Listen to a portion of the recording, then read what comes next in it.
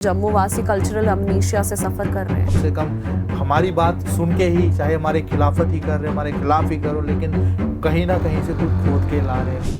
लेकिन मुर्दों के शहर में थोड़ी सी रवानगी तो आए, और वो प्यास के मारे तड़प तड़प के जान दे देते हैं। देव परंपरा है कहीं ना कहीं आज की डेट में डाइल्यूट हो चुकी है। अभी ये हो रहा पिछले कई सालों से, किसी के सैकड़ों सालों में यहाँ पे क्या क्या हुआ। ये तो पहाड़ी है, ये तो डोगरा ही नहीं है। जब उसको कार्बन डेटिंग की जाती है, पता लगाया जाता है, स्ट्रक्चर को देखा जाता है, तो पता चलता है यार इनका पांडवों से तो नहीं, इनका तो किसी और से लेना देना है। अपनी आइडेंटिटी से दूर भाग चुके हैं।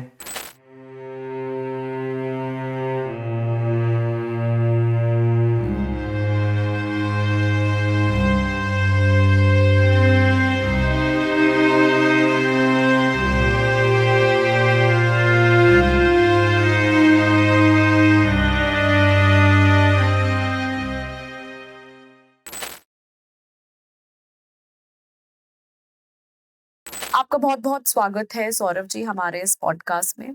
हम अपनी वार्ता को आगे बढ़ाते हुए आपसे ये पूछेंगे, आपने पिछले एपिसोड में ये बताया था कि बाबा कालीवीर जी जो हैं उनकी रेफरेंसेस हिस्ट्री में कई हजार साल पहले मिलती है। तो अगर आप उसको वार्ता को आगे बढ़ाते हुए हमें थोड़ा और बता पाए। जब बाबा कालीवीर की बात आएगी तो मैं एक बात कहूंगी, जैसे मैं पिछली बार पिछले एपिसोड में भी ये बात कही थी कि बाबा कालीवीर एक काफी पुराने देवता है और जिनकी पूजा एक काफी पुराने समय से होती आ रही है। और ये केवल हिंदुस्तान में ही नहीं, केवल हमारे पहाड़ों में ही नहीं, बल्कि हिमालय के पार जाकर भी उनकी पूजाएं हुई है और हो रही हैं। और इवन आज अलग अलग नामों से उनको एक हिस्टोरिकल कह सकते हो, उनको एक रेफरेंस, एक हिस्टोरिकल उनकी पहचान अभी तक कायम है। अलग-अलग नामों से, जैसे अगर कुषाणों के पीरियड से मैं बात करूँ अगर, तो उनमें कुषाणों के राज के दौरान भी बाबा कालीवीर की पूजा होती थी। और उनको बाकायदा वो अपना कह सकते हो कि एक रॉयल देवता, और जो उनको वीर तब्बीर बनाता था, जो उनको उनका राज इस्टेब्लिश करने में मदद करता था। इस तरीके से वो ऐसे देवता के रूप में उन्होंने उनको पूजा है। और वो उनका नाम जो मैं आज आपके सामने बताऊंगा कि किस तरीके से कुषाणों के टाइम पे क्या बोलते थे वो उन्हें, तो वो उनके लिए कहा गया है ओरलैंगो। ओके। और मैं बाकायदा चाहूँगा कि आप ये हमारे उनका बाकायदा एक कॉइन भी इश्यू किया है कुषाणों ने। और मैं कुछ चाहूँगा कि आप वो जो कॉइन है वो भी हमारी ऑडियंस को दिखाएँ कि वो श्योर। क्या था। और वहीं दूसरी तरफ अगर और पीछे चले जाएँ तो बाबा कालीवीर को कालीनिकोस भी कहा गया है। तो सेम चीज़ आती है, कॉलिनिकोस कहा गया है। उनको बेरिथ्रैगन कहा गया है, उनको बहागन कहा गया है, उनको नरगल कहा गया है। और वहाँ पे आप जब उनका पूरा आप स्ट्रक्चर देखोगे, वहाँ पे उनका जो पूरा डिपिक्शन देखोगे, यहाँ तक की स्टोरी देखोगे, आपको सेम कहानी आती है, सेम बात आती है। जैसे हमारे यहाँ पे क्या कहा जाता है कि बासुकी की गुहार पर, नागराज बासुकी की गुहार पर बाबा कालीवीर आते हैं और काल दैत्य को मारते हैं। मतलब टाइम बॉर्न डेमन, ये उसको मारते हैं। तो आप पर वहीं आप इन जिनके जो मैंने आपको नाम बताए अलग-अलग, आप इनकी जब स्टोरीज़ पढ़ोगे, अर्मेनिया में स्टोरी चलती है बाकायदा। वहाँ पे पिस्पक कहा गया है, वहाँ पे आप देखोगे उसकी स्टोरी पर वहाँ भी सेम है कि एक टाइम बॉर्न डेमन था, उसका नाश किया।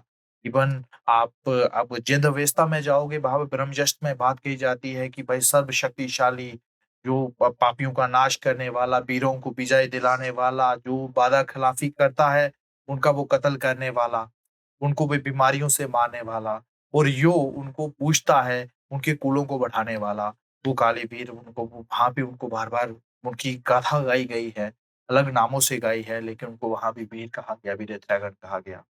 और यहीं आप देखोगे, अगर जम्मू में कालीवीर कहते हैं, तो आप इसको थोड़ा और इलाकों में चले जाएँगे। अगर आप शिमला जाते हैं, आप रवाई जाते हैं, अगर आप जौनसार जाते हैं, अगर आप जौनपुर जाते हैं, पूरी की पूरी खस पट्टी में जाते हैं, तो वहाँ पे महाशू के वीर के रूप में कालीवीर की आज भी पूजा होती है। ओके। आज उन्हें एक मेन देवता के रूप में पूजा जाता है। और वहाँ पे एक अच्छे तरीके से, और उनको एक सर्वशक्तिशाली देव के रूप में पूजा जाता है, जो पूरे के पूरे वहाँ के जो सभ्यता को आज भी सँभाले हो, उस पुराने, आप वहीं से आप देख सकते हो कि अगर कोई नया देवता होता, उसे इतना आसानी से विस्तार नहीं होता। बाबा कालीवीर कितने पुराने देवता हैं, ये हमें इस पे और जानना होगा और समझना होगा, कि अगर कोई बात आती है उसको समझो, जानो और उसकी गहराई तक जाओ और एक अच्छे और एक अच्छी पहल की तरह, एक अच्छे नैरेटिव की तरफ अपने आप को मोड़ डालो। अपनी आइडेंटिटी को आप एक पुख्ता रूप से पूरे कहते हैं नेशनलाइज़ नहीं इंटरनेशनलाइज़ लेके जाओ।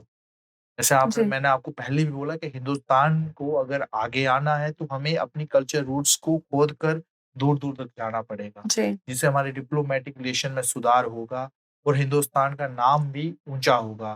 क्योंकि अगर चाइनीज़ को कई लोग ये कहते हैं कुषाण चाइनीज़ थे। मैंने ये भी देखा कि कह रहे थे चाइनीज़ हम चाइनीज़ दिखते हैं कि हम कौन से चाइनीज़ हैं। उनको समझना पड़ेगा कि चाइनीज़ को भगाने वाले कुषाण थे, सही तरीके से हिस्ट्री पढ़ो। उनका राज्य देखो कहाँ तक विस्तार था। हुँ, जो वीरभोग्य वसुंधरा का कॉन्सेप्ट है उन्होंने असल में उसको यहाँ पे लाया। यहाँ तक कि कुछ यहाँ पे जम्मू में कहा जाता है कि जयदेव, जब आप जी, देखा होगा जयदेव, जयदेव कहते हैं जो जी, आज के यहाँ की जो ठक्कर क्लास है, जो यहाँ की जो आज की कहेंगे राजपूत क्लास कहते हैं अपने आप की, तो उनको आप बोलोगे जब पूछोगे वो बोलेंगे जयदेव आपस में मिलते जयदेव, जयदेव और पूछोगे भाई जयदेव का मतलब क्या है? जयदेव आया कहाँ से? उसके पीछे नहीं जाएँगे। देवपुत्र किन्हें कहा गया? 4 देवपुत्र की बात की जाती है, उन हुँ, 4 देवपुत्रों में सबसे बड़ा देवपुत्र कौन था पता करो, उनको बोलेगा इतिहास पढ़ के देखो। वो कुषाण ही थे जिन्हें देवपुत्र कहा जाता था। हुँ, उन्हीं को जयदेव कहा जाता था और आज उन्हीं की सिविलाइजेशन, उन्हीं की आप वो चीज़ें अभी तक लेके चल रहे हो और फिर दूसरी तरफ बोले हमारा उनसे कोई लेना-देना नहीं। आप किस तरीके से आपको ये समझना पड़ेगा कि आपके पूर्वज कौन थे, आप जानो, समझो और अपनी उस आइडेंटिटी को पुख्ता करो। और एक और बात बताऊँगा कि विस्तार की बात जब आती है, तो एक और छोटी-सी स्टोरी ऐड करना चाहूँगा। हुँ, एक बात है कि जम्मू के एक जैसे उधमपुर का बलवालता इलाका था, वहाँ से एक हुए हैं काफ़ी एक अच्छे योद्धा हुए जिनका नाम था दुल्ला देव और जम्मू में उन्हें दुल्ला मर्दम खोर के नाम से जाना जाता है। हुँ, उस समय जम्मू के राजा थे अर्जन देव और अर्जन देव के टाइम क्या हुआ कि जो अर्जन देव का जो चल रहा था और वो मनकोट का जो राजा था, वो चाहता था कि किसी तरीके से वो जम्मू पे राज अपना कायम कर दे। इसलिए उन्होंने क्या किया, जो मुकद्दम था, जो आपके दुल्ला देव के जो पिता थे उस समय, उनको बोला कि भई आप विद्रोह कर दो जम्मू राज के खिलाफ। जब विद्रोह की बात आती है तो जब अर्जन देव को पता चल जाता है कि ऐसा-ऐसा कोई साजिश हो रही है, तो वो क्या करते हैं दुल्ला देव के पिताश्री को बुलाते हैं कि भाई आप जम्मू आओ। और वो जब बाकायदा जब वो 15 जो आपके मलभालता के ठक्कर थे, जो हमारे मुकद्दम थे, वो बाकायदा यहाँ पहुँचते हैं जम्मू दरबार में। और जम्मू जो अर्जन देव क्या करते हैं, उनको इतना कह सकते हो कि ऐसा खाना खिलाते हैं जिससे उनकी प्यास ही बहुत बढ़ जाती है। और वो उनको बोलते हैं चलो शिकार पे चलते हैं। और शिकार पे वो उनको इतनी दूर ले चलते हैं जहाँ पे उनको पानी नहीं मिलता। और वो प्यास के मारे तड़प-तड़प के जान दे देते हैं। और जब प्यास से तड़प-तड़प के जब जान चली जाती है, तो उनकी मौत का बदला लेने के लिए दुल्लादेव मैदान में उतरते हैं। और जब दुल्लादेव मैदान में उतरते हैं, तो वो क्या करते हैं कि जम्मू की जो फ़ौज जो आती थी, वो क्या करना शुरुआत में तो उन्होंने मारना शुरू किया और जो मनसू की पहाड़ी पे वो खड़े थे, वहाँ पे जब आती थी फ़ौज को, जम्मू की फ़ौज को वो मारते थे। और उन्हें फिर बाद में दहशत डालने के लिए एक ऐसा आया कि उन्होंने उनकी फ़ौज के जो आते सैनिकों को काटना भी शुरू कर दिया। और एक ऐसी अफ़वाह फैल गई कि यार जो दुल्ला देव है वो क्या करता है कि वो मुर्दों को खा जाता है। जो फ़ौजी जो हमारा जो आता है लड़ने के लिए हमारे जो सिपाही लड़ने के लिए सिपाहियों को ही ज़िंदा खा जाता है और उनको अपनी गुफ़ा में ले जाता है। और उनका नाम डल गया दुल्ला मर्दम को जब बाद में पकड़े गए हुँ, और उनको बाकायदा कह सकते हो कि उनको जब फांसी दे दी गई बाद में और उनको जब वो खत्म हो जाते हैं तो उनकी जो फैमिली थी बाद में फिर वो मा माइग्रेट करती है यहाँ से और वो बंद पहले वो जाते हैं बंतालता जाते हैं, बंतालता से वो माइग्रेट होते-होते वो फैमिली पहुँचती है आपके आपके उत्तराखंड में, हुँ, हनोल में। और हनोल में जहाँ जब पहुँचती है तो उनके आज हनोल में जब जाते हैं वो महाशू का आपको पता होगा अगर, महाशू देवा का सबसे बड़ा स्थान आता है हनोल में, जाना-माना। और वहाँ पे क्या होता है कि जब वो हनोल में आती पूरी की पूरी फैमिली पहुँचती है और वहाँ पे आज भी उस जो जो फैमिली थी, उसे कहते हैं देवरोथ। हुँ, जैसे जो देव जहाँ पे देव इस्तेमाल होता है तो उन्हें देवरोत कहते हैं। और जो देवरोत है उनका जो देवता है वो आज भी उनको दूल्हा देव उनका प्रमुख देवता आता है। कनक देव उनके साथ है, महाशू उनके साथ है और कालीबीर उनके साथ है, हुँ, आज भी। और खासकर जो भद्रालता है उसमें भद्रभाल देवता भी उनके साथ है। वहीं पे अब दिखता है कि हमारा कनेक्शन कितनी दूर-दूर तक है। जोनसार, वहीं इवन वहाँ पे कई इलाके हैं जैसे आपका सकलाना है, उन इलाकों में देखोगे वहाँ पे भी आपको ये सब ट्रेडिशन मिलेगा आपको, ये सारी चीजें अलग अलग इलाकों में आप जहाँ देखोगे। हमारी जो परंपरा है, हमारा जो पूरा का पूरा एक बेसिक स्ट्रक्चर है, यहाँ पे हम जिस तरीके से हम जुड़े हैं, हम वो देखिए वो काफी दूर तक फैला हुआ है। ये तो सिर्फ मैंने हिंदुस्तान की बात की, अब हिंदुस्तान से बाहर जाएंगे पता नहीं कहाँ तक हमारे रूट्स निकलेंगे। इंटरेस्टिंग। तो क्या आपको लगता है कि ये जो देव परंपरा है कहीं ना कहीं आज की डेट में डाइल्यूट हो चुकी है? बेशक, बेशक इसको मैं मानता हूँ कि जिस तरीके से पहले हुआ करता था वैसा आज तो कमी आ रही है। ख़ासकर जो जम्मू के हम ज जम्मू की बात करूँगा तो जम्मू के जो मैदानी इलाके हैं, जैसे आज यहाँ जम्मू में ही बैठा हूँ इस समय में और यहाँ के जाइए मैदानी इलाके में आता है। और जम्मू के जो मैदानी इलाके हैं वहाँ पे डिल्यूशन ज़्यादा है। बाकायदा जो पहाड़ी इलाके, जो आज भी अनटच्ड इलाके हैं वहाँ पे वो चीज़ें बची हुई हैं। क्योंकि आज भी वो क्या करते हैं कि जो अपना शैमनिक ट्रेडिशन है उसको प्रधानता रखते हैं।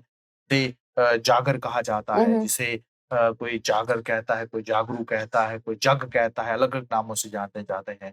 और ये पूरी ये जो जागर की परंपरा है आप देखोगे आपको हिमाचल भी मिलेगी, आपको उत्तराखंड में मिलेगी, मतलब आपको नेपाल भी मिलेगी। और ये एक सिविलाइजेशन को जोड़ रहा है कि भैया आपकी कोई एक बड़ी कॉमन रीत है जो आपको जोड़ती रही है। करेक्ट। जब जो आज का जो मॉडर्नाइज़्ड हिंदुइज़्म जो धर्म नहीं था, उससे पहले भी कुछ था और जो कुछ था वो ये था। और आज हम उस डिल्यूशन की तरफ आ चुके हैं कि हम छोड़ रहे हैं हम चीज़ें। हमारे यहाँ पे कई तो ऐसे मैं देख रहा था कि बोलते हैं यार हम भूतों को पूजेंगे। कुछ तो ऐसा बोलने लग गए भूतों को पूजेंगे। अपने देवताओं को भूत कहना शुरू हो गए यहाँ पे कई तो ऐसे हैं। क्योंकि उन्होंने कुछ नए कल्ट को अपनाना शुरू कर दिया, नई कहानियों को अपनाना शुरू कर दिया और वो उसमें जो मेन दूसरा तरीका था दूसरे तरीके की तरफ चल पड़े। जी, जैसा कि आपने बताया देव परंपरा उत्तराखंड और हिमाचल में तो आज भी बहुत मान्यता रखती है और उसकी वजह आपने ऑलरेडी एक्सप्लेन कर ली है कि जो माइग्रेशन या जो एक्सपेंशन है, कल्चरल एक्सपेंशन है। आपने अभी बात बताई कि लोग कहते हैं कि हम क्या भूतों की पूजा करेंगे। तो क्या इसकी वजह ये है कि लोगों ने नए देवी-देवताओं को या नई जो कल्चर्स है उनको अडैप्ट करना शुरू कर दिया है? देखो अडैप्टेशन की बात है तो कोई भी हो देखो जब मानव संस्कृति की बात आती है तो अडैप्टेशन हर जगह होती है। लेकिन ये अडैप्टेशन उस तरीके की भी नहीं होनी चाहिए कि आप अपना मूलभूत ही भूल जाओ। तो देवता भी यही कहता है यार मुझे तो पूजो साथ-साथ, मुझे क्यों छोड़ रहे हो? आप उनको सेकेंडरी बना देते हो तो किसी और को लाके उसको प्राइमरी बना के बिठा देते हो। हमें उससे परेशानी नहीं है कि आप किसी को और को पूजो जो भी करो, लेकिन कम से कम जो आपका बेस है जिसको पकड़ के रखना है, अगर आप जिसके बलबूते पे अपनी आइडेंटिटी का नाम लेते हो कम से कम उसको तो मत छोड़ो। और यहाँ पे वही छोड़ने का चल पड़ा है। कई लोग आते हैं कि भाई देखो कि भाई यहाँ पे देखो, ये देखो यहाँ पे शास्त्रों का रेफरेंस लेके आ जाते हैं, देखो यहाँ पे ये लिखा है, आप लोग ये थे, आप लोग ये थे, हाँ, आपको तो भृत्य लिख दिया। इवन आप भृत्य को पढ़नी को पढ़ोगे तो भृत्य का मतलब कुछ और आ जाता है। वो कहता है भाई शूरवीर होते हैं। वहीं पे आ जाएँगे भाई आप तो भाई प्रशल हो, आप वो हो, ऐसी-ऐसी थ्योरीज़ ला देते हैं। इवन कोई कहीं भागवतम से उठा के ले आएगा कि भाई आप लोगों के लिए तो कहा गया है कि आपका तो उद्धार ही नहीं हो सकता जब तक आप वैष्णव नहीं होते, क्योंकि आप लोगों की पूजा पद्धति ही अलग है। ऐसी बातें भी कह दी जाती। मैं कह रहा आप पूजा चाहे जिसकी मर्ज़ी करो, कम से कम जो आपका मूल है कम से कम उसे मत छोड़ो। जी, अडैप्टेशन हर जगह होती है जी। क्योंकि संस्कृति आप हम यही कहते हैं कि आप कह रहे हो कि वही पुराना इत्र है, उसी पुराने इत्र को एक नई बोतल में डाल दो। उस नई बोतल को आप देखो ये नई बोतल है लेकिन इत्र वही रखो, क्योंकि वो खुशबू वो रहेगी तो तभी फ़ायदा है। अगर आप करेक्ट। अब वो बोतल आप बदल दोगे, इत्र भी बदल दोगे, फिर बोलोगे मेरा वो चलेगा, फिर काम नहीं चल सकता। बिकॉज़ आज की जनरेशन इन सब चीज़ों पे विश्वास नहीं करती और इसे केवल एक सुपरस्टिशन का नाम देकर खारिज कर देती है। जैसे हम ऑफलाइन डिस्कशन कर रहे थे, आप मुझे कामेश्वर और खाटू श्याम के कनेक्शन के बारे में बता रहे थे, तो हम चाहते हैं आप हमारी ऑडियंस के देखिए, जब कामेश्वर मंदिर की बात की, काफ़ी प्राचीन मंदिर है, हमारे अखनूर में पाया जाता है जी। और आजकल वहाँ पे जो स्टोरी आमतौर पे चली जा रही है, तकरीबन वहाँ के महंत भी बोलेंगे आपको यही और वहाँ पे जो भी बैठा होगा इवन कुछ दिन पहले करैया मित्तल वहाँ से सिंगर थे, वो हुँ, भी आए थे, उन्होंने भी कहीं से एक वो काफ़ी बड़े तरीके से ऐलान किया अपने मन से कि ऐसी-ऐसी बात है कि जो उनका गर्दन है, जो उनका गर्दन है वो पड़ी है आपके कहाँ पे राजस्थान में। हुँ, हुँ। लेकिन जो धड़ है, धड़ पड़ा है आपका अखनूर में, जम्मू में पड़ा हुआ है। तो वो उनको वहाँ पे कामेश्वर नाम से पूजा करते हैं। लेकिन अब जब कामेश्वर की बात की जाएगी तो ये इससे हमें समझना पड़ेगा कि क्या हम अपनी जो कल्चरल वैल्यूज़ है, हुँ, हुँ। क्या हम उससे ज़रा हट के उस चीज़ से जरा भटक के किसी और जगह तो नहीं जा रहे। वहाँ पे मैं खुद उन चीज़ों को देखा जब वहाँ पे कि वहाँ पे जो मंदिर है, मंदिर के अंदर आपको वहाँ पे 3 शिवलिंग मिलेंगे, एक 3 पिंडियाँ मिलेंगी। जहाँ पे वो कहा कहते हैं कि एक शिवलिंग है, शिव जी है, एक आपका बबरी का घोड़ा है और एक जो है आपके बबरी खुद है, उनका धड़ है, उस तरीके से वो है। लेकिन अगर यो बंदा हमारे पूरे यहाँ के तंत्र सिस्टम को समझता होगा, जो हमारे जम्मू कश्मीर के पूरी परंपरा को समझता होगा, तो उसे एक बात जाननी होगी, समझनी होगी, जो कामेश्वर है, कामेश्वर आखिरकार हैं कौन? कामेश्वर पराशक्ति काम का जो पराशक्ति हैं, वो जो उन्हें कामेश्वरी कहा जाता है, जो परम शिव है, वही तो कामेश्वर है। जी। और उनका जो 3 स्थिति 3 रूप की बात की जाती है कि ये सृष्टि करता है, स्थिति करता है और संहार करता है। वो कौन है? वो कामेश्वर है।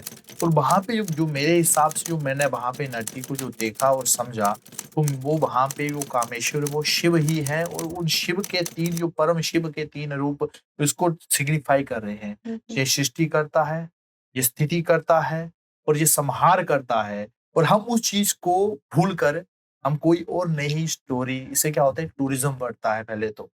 वो एक ज़माने में वहाँ पे काफ़ी ज़बरदस्त एक तंत्र का पीठ रहा होगा। तो कामेश्वर का स्थान इवन वहाँ पे कहा जाता है कि चेनाब के पास काफ़ी सारी ऐसी चीज़ें भी मिला करती हैं कि वो इसी मंदिर के अवशेष कहे जाते हैं। एक ज़माने में बड़ा मंदिर हुआ करता था। तो ऐसा यहाँ पक्का रहा होगा कि यहाँ पर ये काफ़ी एक बड़ी तंत्र की गति हो, ऐसा कोई एक पूरा पीठ हो जिसे हमें और जानना और समझना पड़ेगा, इस पर हमें और काम करना पड़ेगा। बाकी हमारे यहाँ पे एक पुरानी परंपरा है, पूरे पहाड़ में मैं कहता हूँ पुरानी परंपरा है, कि जिसका कुछ नहीं पता चलता उसको ये क्या करते हैं हमारे यहाँ पे उसको पांडवों से जोड़ देते हैं। यहाँ पे एक आम चीज़ है, जिसका कुछ नहीं पता वो पांडवों का है। जैसे 2020 की बात बताता हूँ मैं, उसमें 2020 में उसी तरफ अखनूर की तरफ एक गुफ़ा मिलती है जी। खुदाई के दौरान। और जब खुदाई के दौरान गुफ़ा मिलती है, तो उसको अब बाद में जो उसका वहाँ पे अब पूरा मंदिर सेटअप भी किया गया और अब आप जहाँ वहाँ पे जाके पूछोगे इवन 2020 में ही जो खबर चली गई कि अखनूर में मिली पांडवों की गुफ़ा। और जब पूछा गया उनको यहाँ पे पांडव की तपस्या की है, उन्होंने ज्ञातवास के दौरान यहाँ पे अंदर इस गुफा में रह पाए, आपको कौन बता गया? ये तो गुफा तो आपको अब मिल रही है। तो सोच सकते हो ये इतनी रिसेंट बात है। अभी ये हो रहा कि पिछले कई सालों से, पिछले कई सैकड़ों सालों पे यहाँ पे क्या-क्या हुआ होगा? यहाँ पे किस तरीके से सारी बातों को तोड़ा गया होगा, मरोड़ा गया होगा और पूरी की पूरी कहानी को पूरी-पूरी जो कथा थी उसको ट्विस्ट कर दिया गया होगा। इवन यहाँ पे अगर आप देखोगे घोड़ा गली, ये तो काफ़ी फ़ेमस है, घोड़ा गली वहाँ पे जी। पूरे मोटिव्स मिलते हैं आपको। जी। वहाँ पे आप पूछोगे किसी को ये क्या है पांडवों ने बनाए हैं। जी। लेकिन जब उसका आर्कियोलॉजिकल सर्वे होता है, इवन रशिया की टीम भी आती है वहाँ पे, जब उसको कार्बन डेटिंग की जाती है, पता लगाया जाता है, स्ट्रक्चर को देखा जाता है, तो पता चलता है यार इनका पांडवों से तो नहीं, इनका तो किसी और से लेना-देना है। इनका तो किसी वहाँ पे काफ़ी स्ट्रक्चर हूणों से मिलते हुए स्ट्रक्चर्स थे काफ़ी सारे।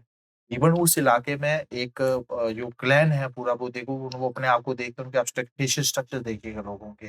वो किसी और सिविलाइजेशन की तरफ आपको वहाँ पे दिखाते हैं कि यहाँ पे कुछ और हुआ था। लेकिन वहाँ पे क्या है ना क्या है युद्ध परीक्षण से पहले उन्होंने यहाँ पे पत्थरों की मूर्तियाँ बनाई।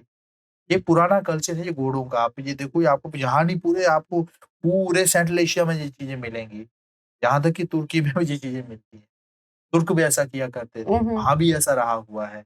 अब मैं चाहूँगा सेम वैसा चीज़ आप भी दिखाएँ लोगों को, भाई ये ऐसा वहाँ भी था, वैसा वहाँ भी है। तो एक पुराना कल्चर है, जैसे हमारा गांधार ग्रेव कल्चर है, वो भी एक पुराना कल्चर है, वो जी। हर जगह मिलता है, हमारे पहाड़ों में मिलता है, एक दूर तक जाता है, वैसे ये पुराने कल्चर हैं। हमें अपनी रूट्स को सही से जानना होगा, हमारे स्थानों को सही से जानना होगा, ना कि हमारे स्थानों को कुछ और ही बना देना होगा। हमारे देवताओं को कुछ और ही बदल दो। ऐसी चीज़ों से थोड़ा दूर रहिए और सच्चाई को जानिए और एक्सेप्ट करिए। इवन अखनूर को तो विराट नगर भी कहते हैं। अगर आप आमतौर पे हिस्टोरिकल यहाँ पे किताबें जितनी भी देखो उसमें लिखा होता है विराट नगर। लेकिन आप महाभारत में जो जनपदों की बात कीजिए विराट नगर वहाँ पे कहाँ दर्शाया गया है? वो उस लोकेशन अखनूर की तरफ है ही नहीं। वहाँ पे मत्स्य के पास मत्स्य कहाँ है? वो आज क्या कहते हैं मत्स्य राजस्थान के पास है। राजस्थान कहाँ? जम्मू कहाँ? अखनूर कहाँ? वहीं से आपको देखो कितनी बड़ी यहाँ पे चीज़ें बदली गई, यहाँ पे क्या-क्या चीज़ें हुई होंगी, हमें समझना पड़ेगा, जानना पड़ेगा और इन चीज़ों को ये पचाने में थोड़ा मुश्किल होती है, काफ़ी होगी। बार-बार होगी, भाई कैसे मान लें हम, इससे हमारी रेलेवेंस खत्म हो जाएगी। करेक्ट। नहीं, आपकी रेलेवेंस बढ़ेगी, क्योंकि आप जब सच्चाई की तरफ मुड़ोगे, तो आपको लोग जानेंगे, समझे, और आपकी रेलेवेंस बढ़ेगी। और सेम ऐसी स्टोरी है ना कामेश्वर वाली, ऐसी स्टोरी आपको हिमाचल में कुछ ऐसी जगह है, वो कहते हैं हमारे पास धड़ है। उत्तराखंड में वो कहते हैं हमारे पास धड़ है। तो आप ये सोच सकते हो कि यहाँ पे क्या-क्या चीज़ें चलती हैं, और हमें समझना पड़ेगा और सही चीज़ को अपनाना पड़ेगा। और हाँ, कई बार हो सकता है नहीं मन माने, लेकिन आप हुँ, उसको थोड़ा खोजिए और जानें, खुद करें, अगर नहीं कर पाते तो हमारे पास आइए, आप तो इसी के लिए बैठे हैं। और हम इस पे फुल फ्लेज काम कर रहे हैं कि हमारी असली रूट्स पे आप आइए, और हमारी पूरी टीम इस पे काम कर रही है, और हम nationally, internationally, even we have sent a proposal to government of India too. हमारी गवर्नमेंट इंडिया से बात चल रही है, वो भी आगे भेजे हुए हैं प्रपोजल। और आने वाले टाइम में आपको हो सकता है कुछ एक ऐसा सुनने को मिले, कुछ ऐसा जानने को मिले, हो सकता है काली टैरिक्स ही आपको पूरे यूरेशिया का, हिंदुस्तान का डेलीगेशन लेके रशिया जाए। ये भी पॉसिबिलिटी है, और ये बिल्कुल। होगा, ये मैं आज आप ही के इस पूरे प्लेटफॉर्म की मदद से बोल रहा हूँ कि ये हिंदुस्तान की गवर्नमेंट ही हमें इस चीज के लिए आगे लाएगी, और वो कहेगी कि आप बिल्कुल सही रास्ते, हमें यही तो चाहिए था, आप हमें यही तो चाहते हैं। इवन कश्मीर यूनिवर्सिटी में सैनिटेशन डिपार्टमेंट है, हुँ, लेकिन जम्मू यूनिवर्सिटी में आपको क्या मिलेगा? कुछ नहीं। दिल्ली में बड़े जितने जेएनयू हैं, दूसरे बड़े कॉलेजेस हैं, जो यूनिवर्सिटीज़ हैं, उनमें सब में है, क्योंकि वो इंटर रिलेशन जानना चाहते हैं, समझना चाहते हैं। जी। लेकिन हम उसी, जो कहते हैं ना, एक छोटा-सा गड्ढा, उसी में रहना है, तो कछुए की दुनिया बस उसी में होती है जहाँ पे उसको डाला जाए, बस बाहर नहीं निकलना है। खाटू श्याम जी का अखनूर से कोई रिलेशन हो ना हो, लेकिन जम्मू की गाड़ियों पे आप खाटू श्याम जी के स्टिकर ज़रूर देखेंगे। बिल्कुल, बिल्कुल, वो देखेंगे, मैं कह रहा हूँ इनको, अगर वहीं अगर स्टिकर यहाँ के अगर लगाने ही हैं, तो यहाँ के देवता हैं उनके लगाइए। आप पूजिए खाटू श्याम को, कोई चक्कर नहीं। यार कम से कम जो आपके अपने हैं उनको ना तो नकारिए। जी। उनको साइड लाइन लिखते हैं, आजकल की भजन संध्या चल रही है, वो चल रहा है, वो सब बहुत बढ़िया और लगता है, मज़ा आता है कि भाई नाचेंगे, गाएँगे। लेकिन यार आप जो पूरे जो स्पिरिचुअल जो जर्नी है, उसमें आप कहीं न कहीं, मैं कहता हूँ, आप लैग कर जा रहे हो। आप ही की बात को आगे बढ़ाते हुए आजकल एक और ट्रेंड जम्मू में देखा जा रहा है कि लोग अपनी यहाँ की देवियों को, चाहे वो बावे वाली माता हो या फिर सुकराला देवी हो, और कहीं न कहीं वो उनको साइडलाइन करके, हम ये नहीं कहते कि ये गलत है, लेकिन उनको साइडलाइन करके नए-नए कल्चर्स, नई-नई डीटीज़ को अडैप्ट कर रहे हैं। तो इस पर आपके क्या विचार हैं?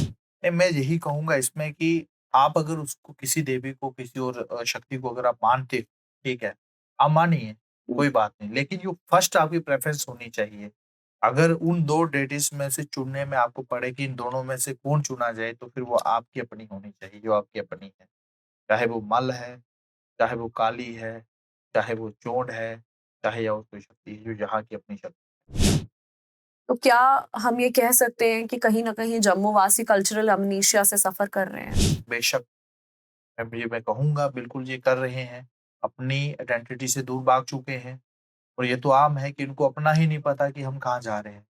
और जब अपना ही नहीं पता और ये कोई बताएगा, तो उसकी टाँगें खींचना शुरू कर देंगे। और वैसे खींचनी चाहिए, मैं कहता हूँ, कम से कम मैं तो यही कहता हूँ कि जब हम कोई बात ऐसी लें, कम से कम इनमें डिस्कशन तो स्टार्ट हो।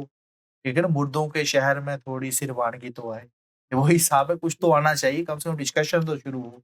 जहाँ तक कल जो अपनी बात नहीं करते थे, आज कम से कम हमारी बात सुन के ही, चाहे हमारे खिलाफत ही कर रहे हो, हमारे खिलाफ ही करो, लेकिन कहीं न कहीं से कुछ खोद के ला रहे हैं, कोई ना कोई 4 बातें कर रहे हैं।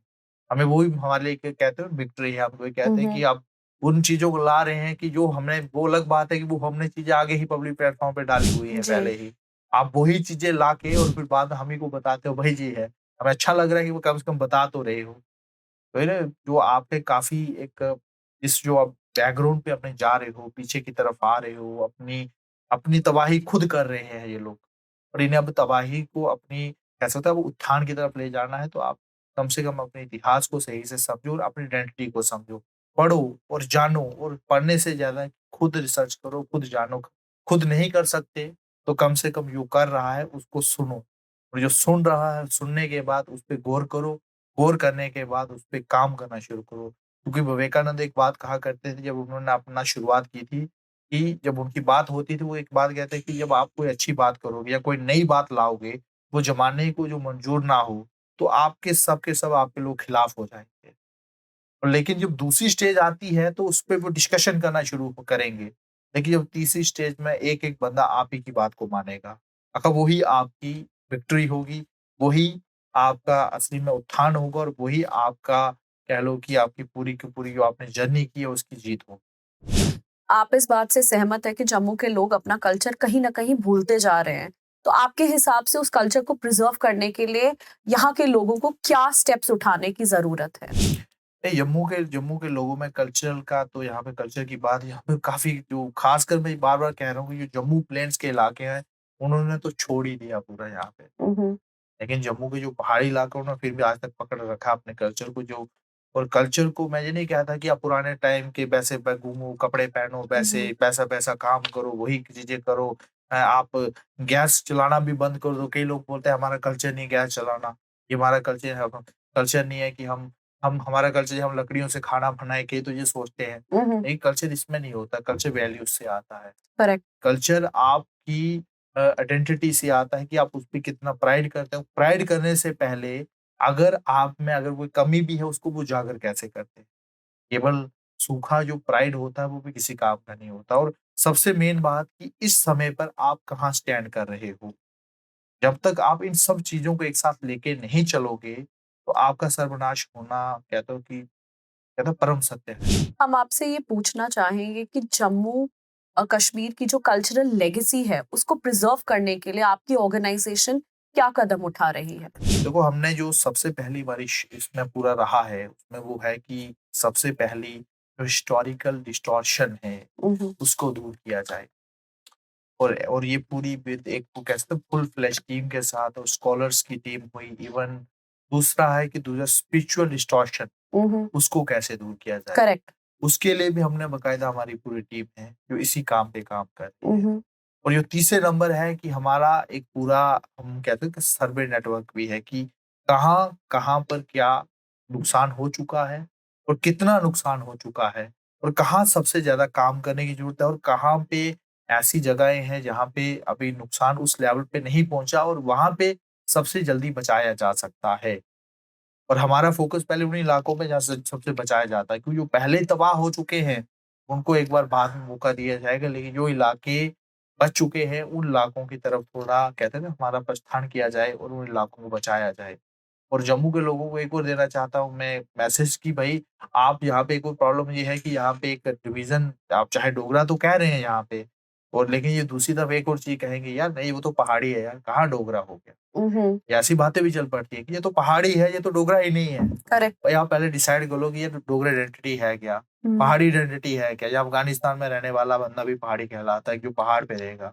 अब अमेरिका में कोई पहाड़ होगा, वहाँ पे रहेगा, वो पहाड़ी कहेगा। हिल डवेलर क्या होता है? करेक्ट। इनको पहले आपको समझना पड़ेगा कि आपकी अगर आइडेंटिटी नहीं जान पा रहे हो, तो फिर आपको मैं क्या कहूँ कि किस किस तरफ जा रहे हैं ये लोग। हम आपसे ये पूछना चाहेंगे कि आपकी ऑर्गेनाइजेशन ऐसा क्या कोई रोड मैप प्लान कर रही है जिसके अंतर्गत जो यहाँ की नेक्स्ट जेन है उनको अपने डीटीज और अपने जो कल्चर की तरफ है उनके साथ रीइंट्रोड्यूस किया जा सके? जी, बिल्कुल, हमारा इस पे पूरा रोड मैप रेडी है और किस तरीके से होगा ज़्यादा अगर जानना है, मैं इतना ही कहूँगा कि आप हमसे फुल फ्लेज कनेक्ट होइए। जी। Even you can visit our website, आप हमारी वेबसाइट पे आइए, वहाँ पे kalyterix.org मैं चाहूँगा कि आप भी वो मेंशन कर दें और अगर कोई जॉइन करना चाहता है और हमें और समझना चाहता है कि हम किस तरीके से काम कर रहे हैं और क्या-क्या हमारी स्ट्रैटेजीज़ हैं, किस तरीके से हमारा पूरा फ्रेमवर्क काम करता है, किस तरीके से हमारा डिपार्टमेंटल पूरा स्ट्रक्चर है और क्या हम आगे चलकर पूरे जम्मू कश्मीर और पूरे हिंदुस्तान को देने वाले हैं और आपको किस तरीके से आपको फ्यूचर में भी फ़ायदा होगा क्योंकि हम आज की जनरेशन के तरीके से ही समझाना चाहते हैं। क्योंकि समय के साथ-साथ हमें भी बदलाव अपने में लाना ज़रूरी है क्योंकि जो समय के साथ नहीं चलता वो बहुत पीछे रह जाता है। जी, और बिल्कुल। हम यही कहते हैं कि आप एक बार हमारे पास आइए और हमें एक बार जानिए। अब जब जानोगे तो मानोगे, क्योंकि बिना जाने कोई बात ऐसी कही जाए वो कोई फ़ायदा नहीं होता। इसलिए आप आइए, जानिए, पढ़िए, समझिए। इवन ये केवल यूथ के लिए नहीं, बाकी हमारे यहाँ के चाहे कोई स्कॉलर है अगर वो चाहते हैं कि वो काम करना चाहते हैं सही तरीके से और एक अलग ढंग से, तो they are also fully welcomed here. आप यहाँ पे आइए, हम आपको कोई रेफरेंस चाहिए, किसी चीज़ का रेफरेंस देंगे, आपको कोई कुछ भी चाहिए, वी आर हियर। हर पल जिस समय आप मर्ज़ी कर सकते हो, हमारे एग्ज़ीक्यूटिव आपको सही तरीके से गाइड भी करेंगे और सही रास्ता आपको दिखाएँगे।